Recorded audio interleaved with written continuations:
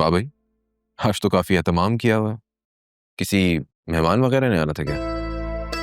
हाँ, तुम हो खास मेहमान आज के। तुम्हारी बेगम ने तुम्हारे लिए सारे लवाजमात तैयार किए हैं। तो क्या हम नहीं खा सकते खाना? नहीं नहीं, तुम भी खा सकते हो, क्यों नहीं खा सकते?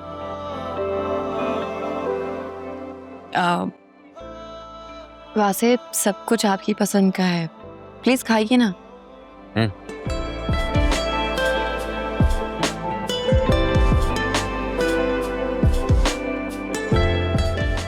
कैसा लगा? काफी अच्छा है, टेस्टी।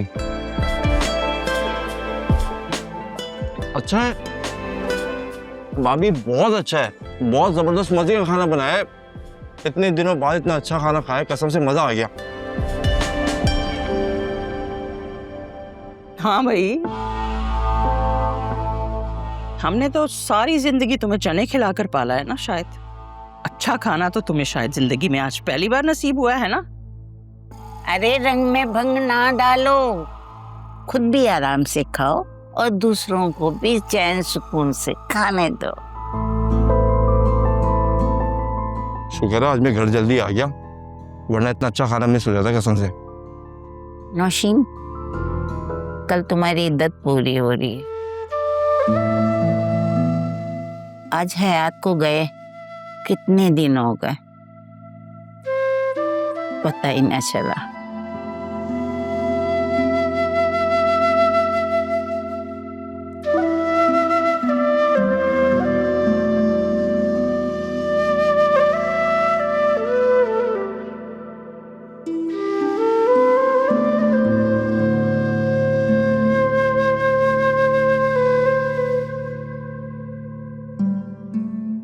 क्या दादी, अब आपने रंग में भंग डाल दिया।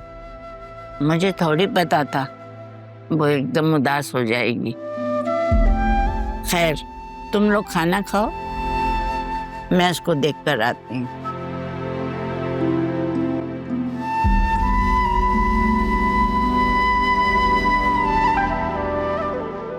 वैसे मैं खाना खा के हॉस्पिटल जाऊंगा। फिर से? लेकिन क्यों? एक्चुअली मेरी वहां जरूरत है, रात पे थोड़ा सा लेट हो जाऊंगा।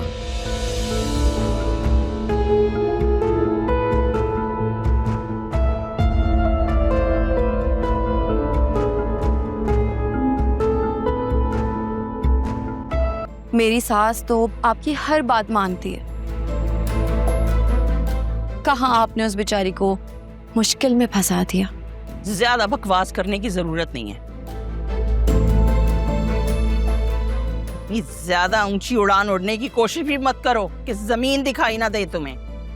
आंटी, आप भी लोगों का जीना इतना मुश्किल मत करें कि अल्लाह पाक आपके लिए मुश्किलें बढ़ा दे। मुझे बद्दुआएं दे रही हो?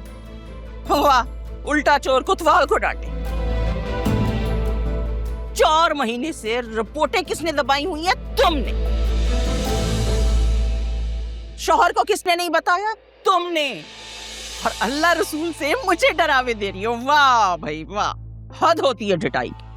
हद तो बहुत सारी बातों की हो चुकी है, गिनवाने बैठूंगी ना तो मेरे काम का टाइम निकल जाएगा। बेहतर यही होगा कि हम इस टॉपिक पर बात ना करें। तुम्हारा गुरूर ना एक दिन मट्टी में जरूर मिलेगा, इंशाअल्लाह। वो दिन जरूर आएगा। आंटी, इसे गुरूर नहीं, अपने काम से काम रखना कहते हैं। ओह, look who is talking। काम से काम रखना। अरे वो मलिका आलिया मुझे दर्ज दे रही हैं जो मेरी जिंदगी, मेरे घर के मामलात में टांग अड़ाना अपनी सबसे फेवरेट चीज समझती हैं। वाह काम से काम रखना। फ्राइड चिकन बन रही है क्या? हाँ, मैं चिकन फ्राई करने ही वाली थी, लेकिन आंटी आ गई, कहने लगी कि मैं करती हूँ। हमारी मम्मी को ना कुकिंग का बहुत शौक है भाभी, तभी तो हम सब इतने चिटोरे। तो ठीक है, आंटी को हम उनकी कुकिंग का टाइम दे देते हैं। हम बाहर चलकर बात करते। चलो। अच्छा अच्छा।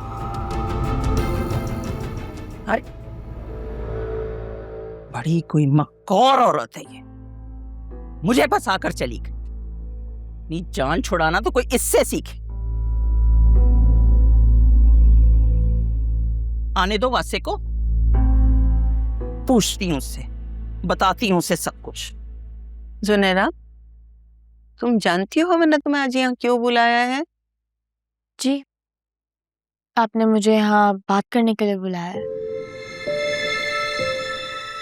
और मैं चाहती हूँ कि आप खुल के बात करें। फिर तुम ये भी जानती होगे कि हमारे दिल में क्या चल रहा है।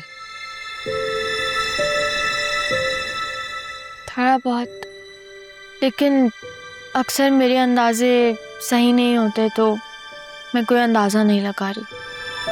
आपको जो बताना है सच बताते हैं। चलो फिर मैं कोई लंबी चौड़ी तहमीत नहीं बांधूंगी। हमें दुख इस बात का नहीं कि तुम्हारा कोई माजी था। जिंदगी में सबके हिस्से में कुछ ना कुछ आता है।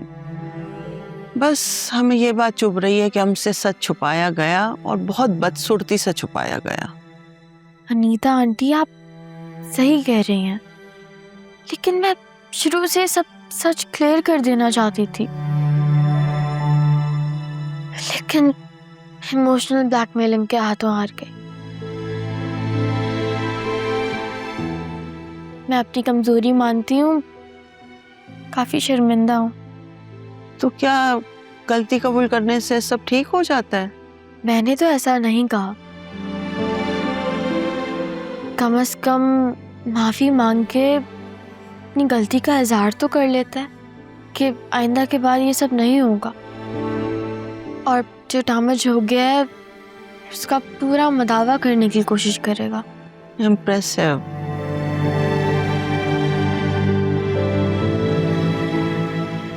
अब मैं आपके सामने बैठी हूँ। अगर आप मुझे कबूल करें तो पूरे सच के साथ करें,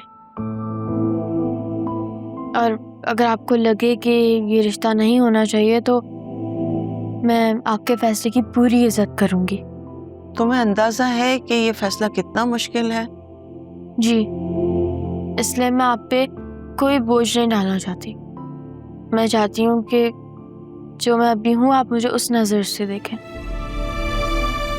मैंने माजी में किसी से मोहब्बत की, निकाह भी कर लिया, लेकिन वो मेरी किस्मत में नहीं था। लेकिन अब जो आपका फैसला होगा वही मेरा फ्यूचर डिसाइड करेगा। सुनेरा, रिश्ते इज्जत की बुनियाद पे खड़े रहते हैं, और इज्जत सच्चाई से आती है, और इसी सच का सामना करने मैं आपके साथ यहाँ बैठी हूँ। अगर हम तुम्हें इस घर में लेकर आए तो तुम इस रिश्ते को कैसे निभाओगी? मैं आपको कभी भी ये महसूस नहीं होने दूंगी कि आपने एक गलत फैसला किया। मैं अपनी पूरी नेक नियति और एहतराम के साथ आपका घर अपना घर समझूंगी। तुम बहुत अच्छी लड़की हो और तुम्हारे अंदर इतनी सी उम्र में इतना ठहराव है जो आम लड़कियों में नहीं होता। Thank you. इतनी सी उम्र में काफ़ी ज़िंदगी जी चुकी हूँ, शायद इसलिए। मैं शान को कहती हूँ वो तुम्हें घर छोड़कर आए, और मेरी पूरी कोशिश होगी कि मैं जल्द तुम्हारे घर आऊंगी।